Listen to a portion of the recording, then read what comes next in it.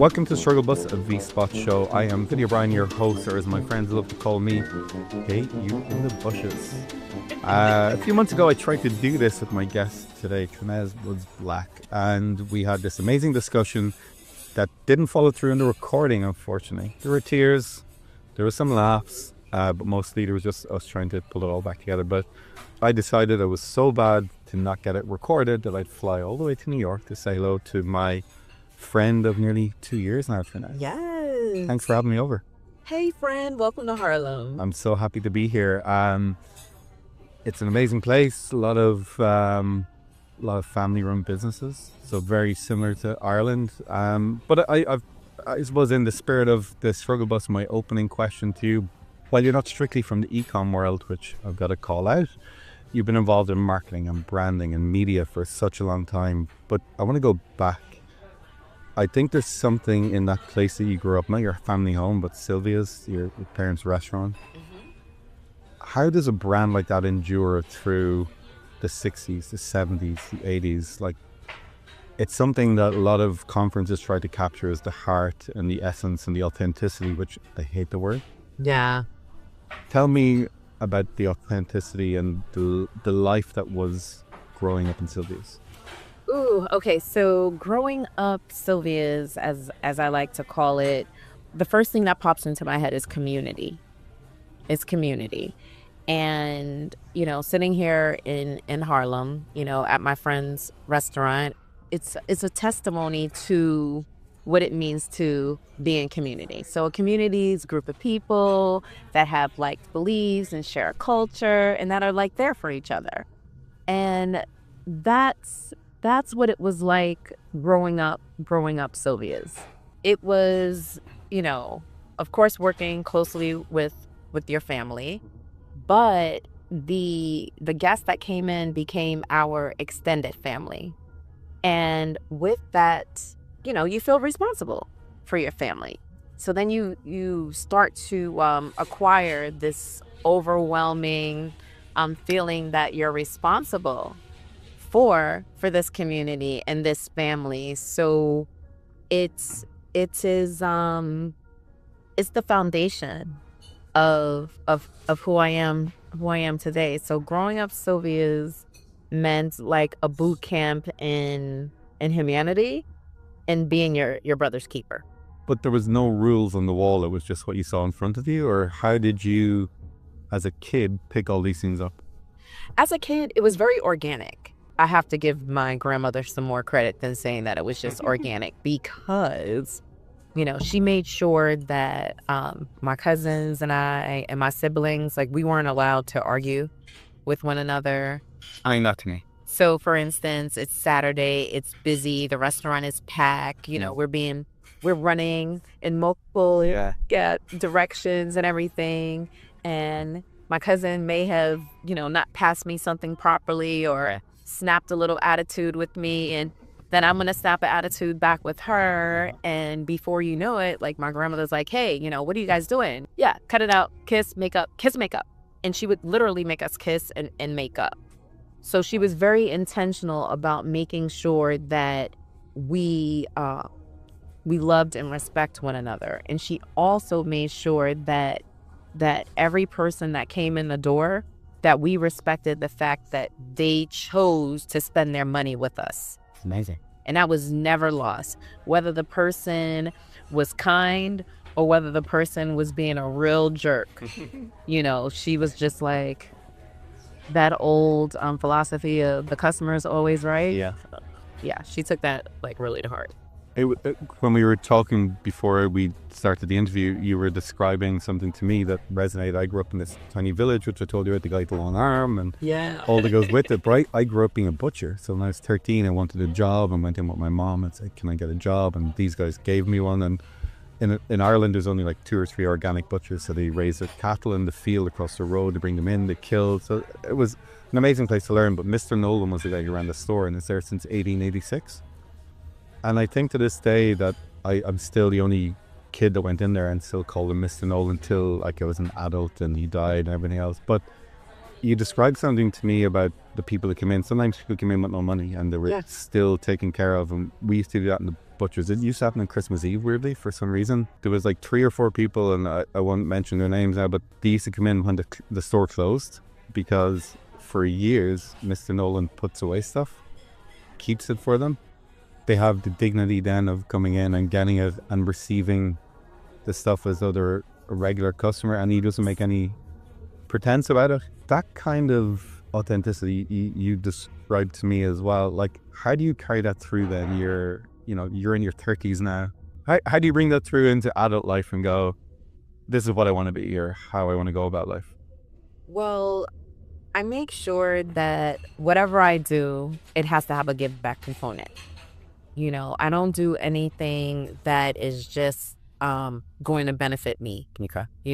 I'm all about. Can I ask you, just at that point, does that make it easier to say no to stuff, or more difficult because you know that on one hand you might line your pockets, but on this other side it's just doesn't sit with you? At this ripe old age of 30 plus, almost 32 times.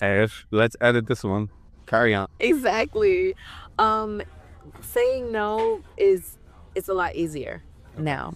I'm super intentional now about setting up boundaries. Okay. and understanding what my give is going to be. Okay. And making sure that I was about to say there's an old Bible verse, but that's like Dad, you could give me a Bible verse now, I'd be super impressed. I am about to give you one. Do not cast your pearls onto swine, because surely they will trample them. Wow. And it's really, it's something that I had to learn, like with boundaries. Okay. You have to establish boundaries, because you just can't just freely, give people access to you and your network and net worth and all of those things. You have to be shrewd. You have to be as shrewd as snakes and as, gentle as a lamb. Look at me with all the Bible verses. Look like the flower, but be the serpent underneath. Yes. I think in this Hamlet season. And it's easy. It's really it's very easy to do.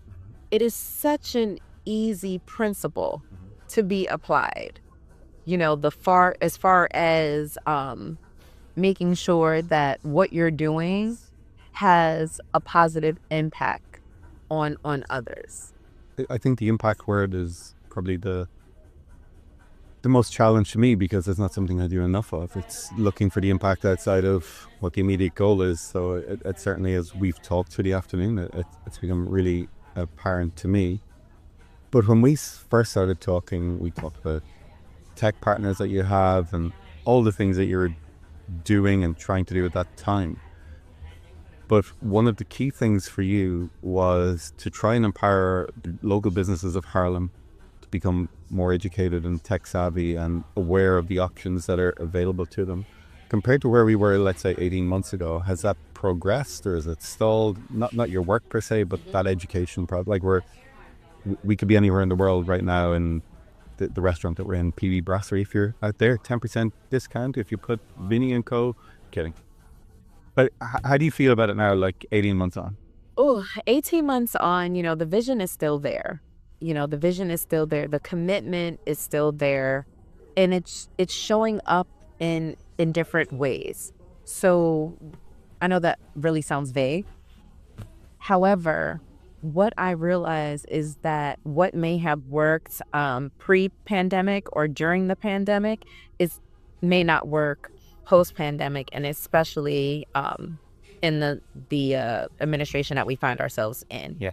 So, but your gifts have a way of always making room for themselves. So as far as being able to continue to empower the small business community, yeah, I'm still able to do that. It's not just directly with the restaurants now. Now it's, looking to help artists, and giving them a space and creating an ecosystem for them. It's also the small business community, making sure that I'm supporting and partnering with organizations that's their primary goals. And then I come in to amplify the mission by, going after the strategic partners, advising them on how they can, get the funding that they need, the resources, or even just pointing them in a direction that they might not have necessarily seen as a profit center, Okay. you know? Um, so that part of it remains. Okay. Thinking beyond that, like we've spoken, I think every few months for the last 18 months or so, and the administration change you talk about last year is exhausting. The struggle bus is about not telling sob stories, but it's about creating empathy through shared learning. But maybe in your own words, articulate what the last 12 months has been like for you and where you find yourself and where the energy is going or where it's been drained from. And can you maybe let the listeners know how it is to be you and in the world that we're living in? Absolutely. So the past 12 months, wow, I'm going to start with a positive. It really showed that I'm more resilient than I think. And I think the word is often overused, especially for women, because, we really don't want to, I don't want to have to be resilient. You know what I mean? Not every day. Not every day, but really every day I have to be resilient. It even strikes me that being resilient every day is not being resilient. It's something completely different to me. It's completely different. The past 12 months, it was a beautiful full circle moment. That's what I'm going to say. Okay. A beautiful full circle moment in the sense of, I was very focused on a particular part of my business. Mm-hmm. And all of my energies, day in and day out, went towards, aligning with the particular partners that I needed, Mm-hmm. Securing the funding, and watching all of that just kind of like crumble and go by the wayside, because as an African American woman in America, where I would be able to secure funding and sponsorship and partnerships, it kind of dried up. It was like, oh my gosh, can't associate, don't want to, labeled a DEI enabler, must withdraw. It's so fucked up, isn't it? Yeah, it really is. It really is. And I know I shouldn't have been surprised, but I was, because I'm like, well, I'm helping like all businesses, but it was still coming from this source.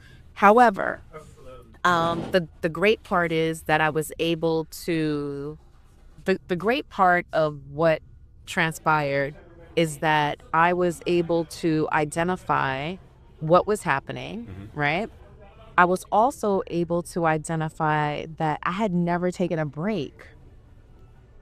I literally had never been off. Ever. I've never been off. I've been on since I was 13. And that's only 20 years. And I had to give myself permission to retract. Have you said that out loud before? Not until I had no choice.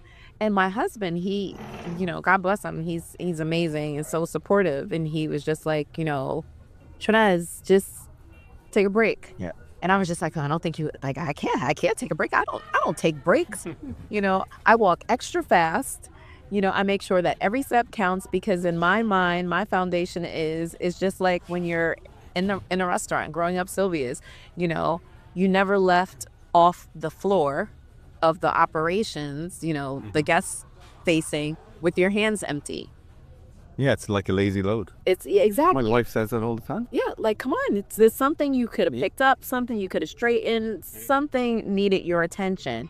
And so I applied that to my life and to, of course, my business. And, this year my company will be 16. Wow, congratulations. And thank you. And so the past 12 months, I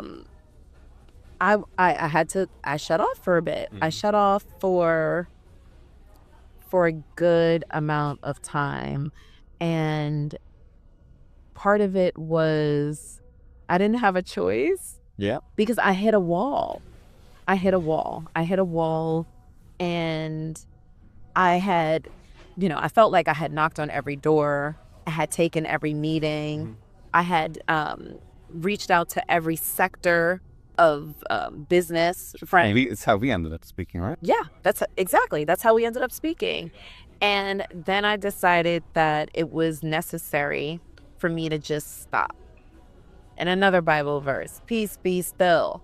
I just had to stop and recognize what had happened was a direct result of the change in the economy. Yeah. The appetite to do business with certain sets of people, and I had to really give myself some space to even mourn that, and to even say it out loud. I was like, is this really happening? So I gave myself like a bit of a like, oh, okay. And then I had to say, all right, okay, well, I'm still who I am. I'm still an amazing marketer. I'm still great at strategic partnerships. And someone is going to be bold enough or courageous enough to say, hey, I'm still doing work with minorities. It's like so many small points to pick up on there, but yes, they are. We presented at NRF and we did our own gig, which I was saying to you earlier. But our message, the last slide, was be bold. Like, stop sitting on your hands. And the be bold was against the backdrop of a Roman statue with a small. I just wanted to say that loud. I couldn't, but that idea. That was bold. That was bold. But it was be bold, be courageous. And one of the things we've had a very different conversation the second time to the first time, but talking to you and enjoying food here together with you was where I think so many brands could benefit from someone like you. It's the culture. You are culture, if that sounds right. And culture beats strategy a million times. Because that is what we're all selling. And that is what we're all buying. And at the root of it, that's who we are. It's a cultural. It's a culture. It's a collection of beliefs. It's what attracts you to the way you talk. It's the way you see people. It's yeah. I don't think you've ever said customer. You said guest. You said friends. You've said community. You've never once said the word customer. Ever. No. I honestly can't. In all the conversations we've had, I don't think you've ever said the word. No, I don't. I don't use the word customer because my grandmother was very, very intentional about never saying a customer. She said there are guests. And once you sat down in the restaurant, she would say, oh, after your first meal, now you're family. Again, these are like cultural reference points and stuff, but it was never set up as a business per se. It was more about that space. Is that fair? Like, it was a lifestyle business before lifestyle businesses really existed in that community sense. Yeah, it definitely was. What year did it get set up in? 1962. Wow. So it was the meeting space. It was that safe space before safe spaces were needed and was a term. It was the home that the Southerners that were escaping the atrocities that were happening in the South, this is where they came to feel familiar and to embrace that culture and to taste that culture and to be able to start up a conversation with a stranger next to you that knew what you were talking about or that was interested in knowing what you were talking about. So it could be someone that grew up, in the same town that you were from in the South, or it could be someone who was visiting New York and wanted to come to Harlem and, had a vested interest in connecting with the culture. So they wanted to come to Sylvia's. You should see your face now. I've not seen you this lit up in a long time. But I can picture all these different moments. But it must be an incredible thing to be able to draw on, like even just for everyday life. And you talk about resilience and all these other things, but they're happy memories. Like they're the sort of things that drive communities forward and countries forward and people forward. And there's not many brands that started in the 60s that still have that same name and that same soul. And so, hand on heart, big honest question for you now. What's the best thing on the menu today? Dun, dun, dun, dun. Oh my gosh. So I've come in from Ireland. I'm gonna into Sylvia's. What should I have? Oh my God, it's so hard. Okay. No, you gotta pick one. I have to pick one. I'm not letting you off the hook. Smothered pork chops. With what? Mustard? No, Applesauce? No, they're smothered in gravy and a savory gravy with onions and green peppers. That's my favorite. Like my favorite go-to dish if I've been out of town for a while and I haven't been at the restaurant, or I'm just missing my grandmother or my mom. Yeah.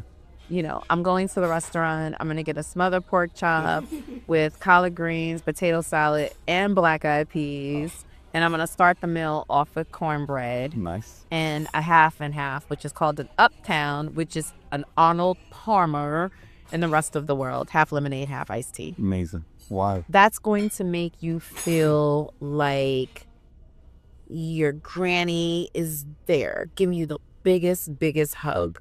And it's just the nice combination of, savory and the potato salad has a bit of a sweetness to it. And then you have the cornbread. Potato salad. Honey? Well, I can't tell you. No, it's not honey. It's not honey.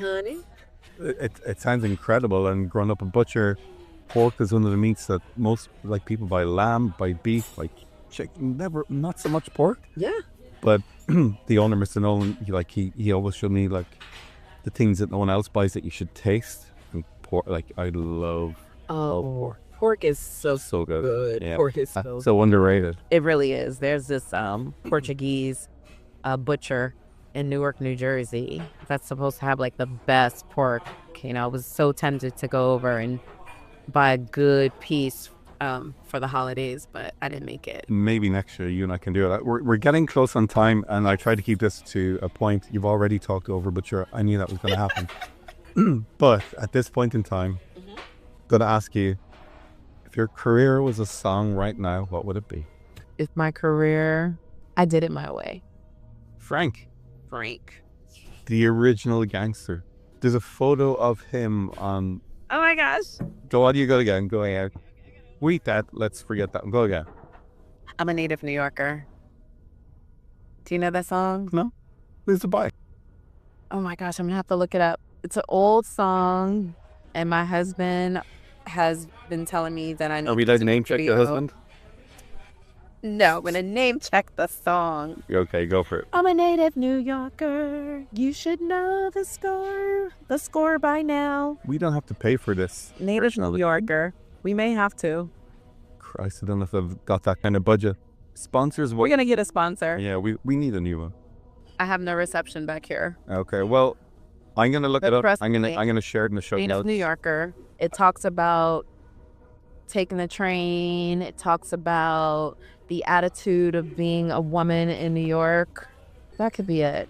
Or I did it my way. I know I have to choose one. Sorry. You could go from 1 to 2 and then maybe leave us with, so what's it mean now? I'm going to let you give me the final say on what can we do differently to make it better and more fair and more equal, to make sure that you can start achieving some of the things that you want to do for your friends and your family and your guests from high. Ooh, what can we do? Hold us to account as an industry. What should we do better? As an industry, don't label. Okay. Don't label. Don't get caught up on the label of it all. Hone into the story, and take out the identity markers. Okay. And just really go to the heart of the story. Because at the heart of the story and where that culture is, It's something that every person can identify with. So just find that commonality, because it exists within everything that we think is so specific to a culture. It's not. That common thread, Human story. the human story, and that's what makes legacy brands. That's what makes brands last for 60 years. You know, Sylvia's is still here for 63. This is going, it's going to be 64 years. And it's because everyone can identify. Every single country has visited Sylvia's. And It endures. yeah, because it's that commonality, that feeling that you get when you walk in, when there's no pretense. The food is made with love. We're just going for, we're not trying to be anybody else. You know, and as for me and my business, I love to be able to identify the source of what my partners stand for, find that commonality, and be able to serve it up for the world. And you do that in abundance. Queen of Hospitality, thank you so much for bringing me to your home. Thank you. I'm very appreciative of it, and I hope we get to do it again. And I hope so. if you had to come back over the pond, I'm coming. try stop you. But thank you so much for joining me in the struggle bus. Thank you, my friends. The struggle continues, and I'm glad about it. Amen. Cornbread hugs.